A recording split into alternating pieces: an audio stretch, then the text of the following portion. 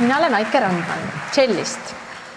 Kusagil 10 aastat tagasi, ajal, millal ma õppisin veel Georg Otsa nimelises Tallinna muusikakoolis, avanes mul järsku võimalus võtta osa ühest välismaisest orkestriprojektist. Ma tahtsin sellest võimalusest kindlasti osa saada ja lootsin Kultuurkapitali abiga lennupiletid osta.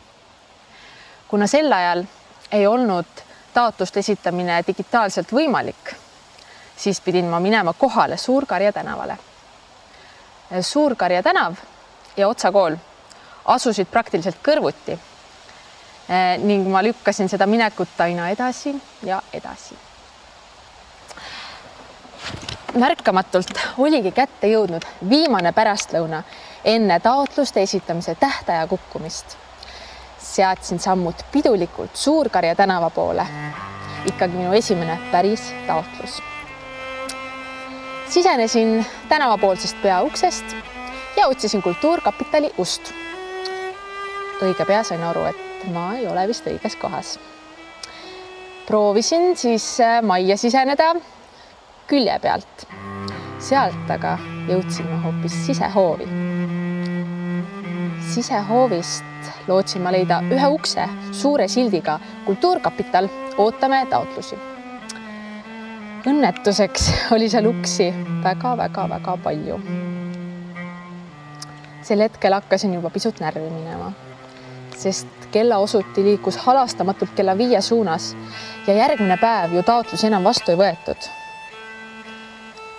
Tegin siis kiirema sammuga hoovile tiiru peale, aga mitte ühtegi õigetust.